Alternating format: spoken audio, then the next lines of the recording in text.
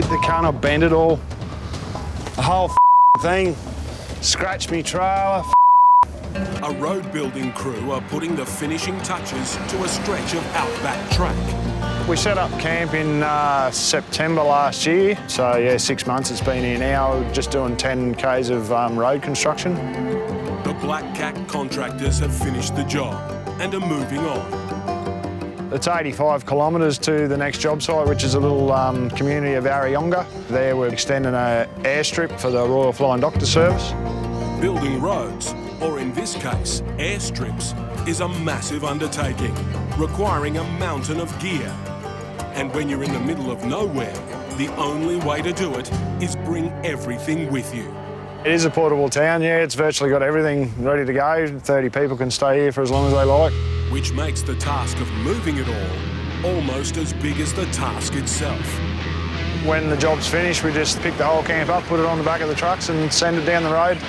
8 accommodation units, a toilet block, a camp kitchen and mess, generators and machinery.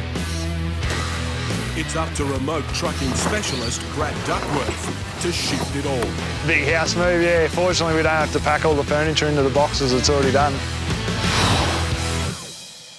From Hermannsburg, Brad faces a grueling 5 return runs over 90 kilometres of dirt to shift the camp to Arayonga. Making the job tougher, Brad's route is in bad shape, and with every pass of his road train, it'll deteriorate more. Fall into the trap of just cruising along thinking, nah, we're right, and then all of a sudden it's all wrong. Brad's got 6 days to pack up the camp, drive the 900 kilometres total distance, and unload it all. There's no time to waste.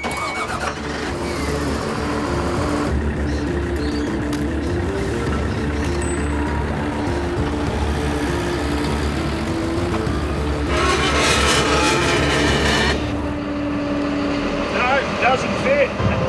The forks on the loader are too big. Brad's got 10 buildings he needs to move, and now no way of picking them up. If we jam it in there, we won't be able to get it back off, so we'll just have to work on another plan. I'll have to drop the forks off and hook some chains on and try and lift it up with one end of the forks and back underneath it. He's going to drag, then lift the building using chains. First up, lose the forks. Just trying to find out which switch unhooks the forks. Easier said than done.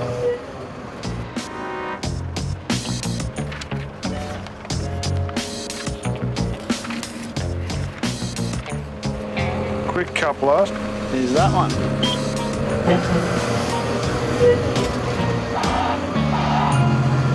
We got him.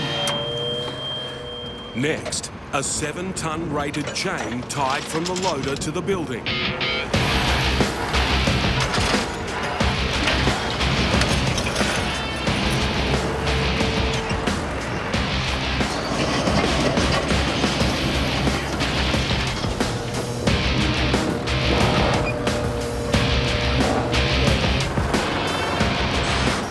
It's an ingenious but time-consuming solution.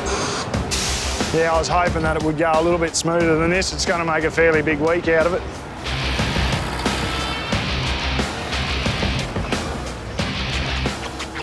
Oh no, steady as she goes.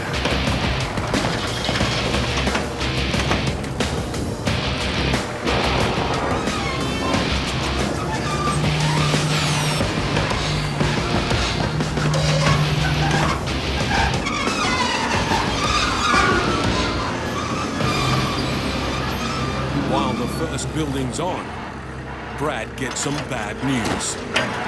So we just received word that we haven't received the permits yet. So every piece of equipment we have to move out there, we need a permit for to put it on the Aboriginal land. No permits means no go.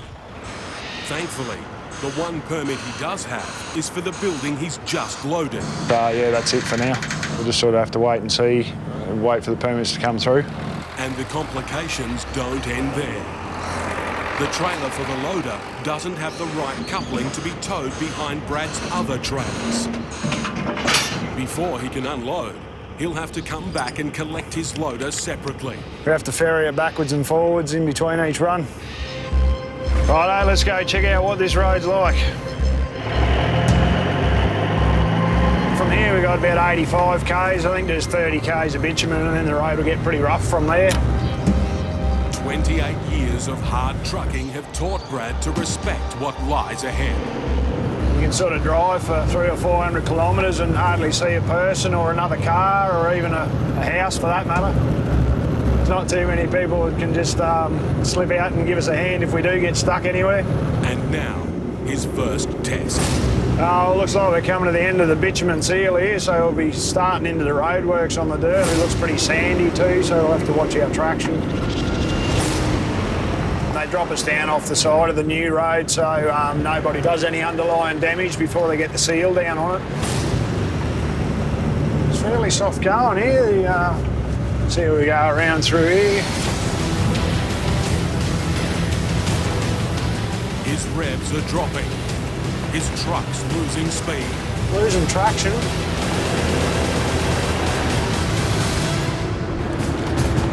Yep, just dragging through here. Clear of the soft sand, but not clear of trouble.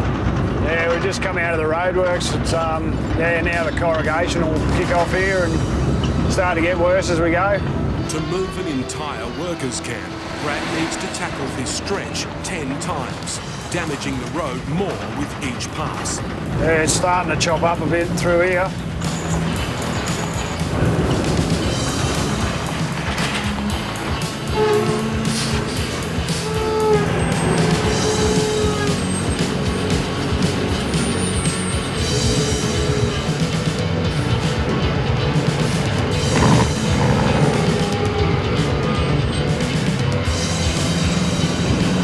After 90 kilometres, Brad has finally made it to the airstrip at Arayonga, the site for the new camp.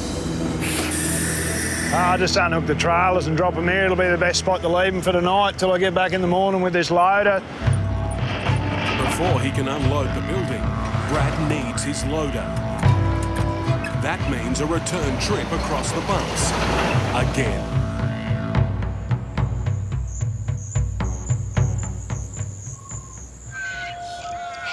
Next morning, Brad's collected his loader and is heading back to the airstrip.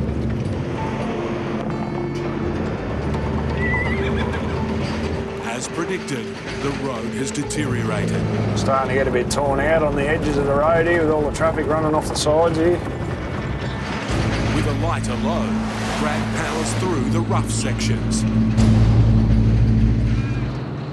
But as he closes in on the new campsite, an old worry is weighing on his mind. Hopefully the Land Council permits and all come through shortly so we can get a bit of a crack on with it. Without the permits, Brad can't move any more gear. And now, more dramas. Run a bit tight to that other trailer there. I'll just have to get out and check it.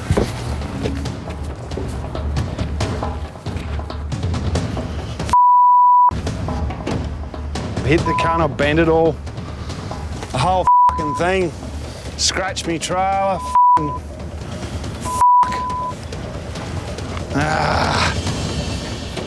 Oh, just taking all the paint off the side of the trailer. I've never put a scratch on this truck in 2.5 years. A moment's inattention. It's not good at all. The bosses won't be happy. And Brad has collided with the parked trailer. Yeah, it was pretty tight coming around there, yeah. I just took my eyes off for a second watching the other side and here's what it is now. I'll have to unravel it all and get back around out of the road.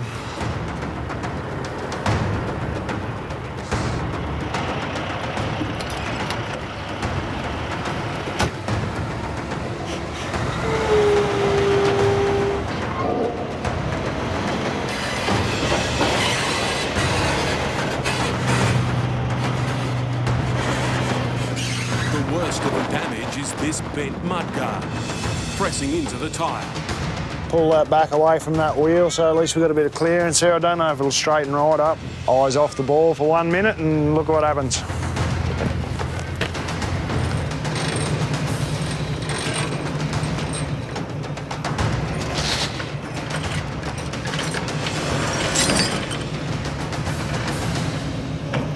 one problem fixed.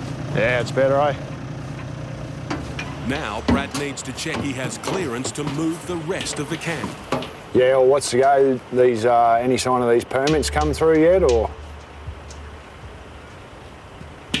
No, still nothing, eh? It's the killer blow to a jinxed job. There's no point me loading anything else up at this point then. We'll just have to lay idle and see how we go. Without the permits, the community of Arayonga will have to keep waiting for their new airstrip. For Brad, it's just part of being an Outback trucker. He's been moved onto another job, 900 kilometres away. I feel like I'm moving out. With his current run of luck, he's not taking any chances. Better take most of his stuff though. Something happens or a breakdown out there.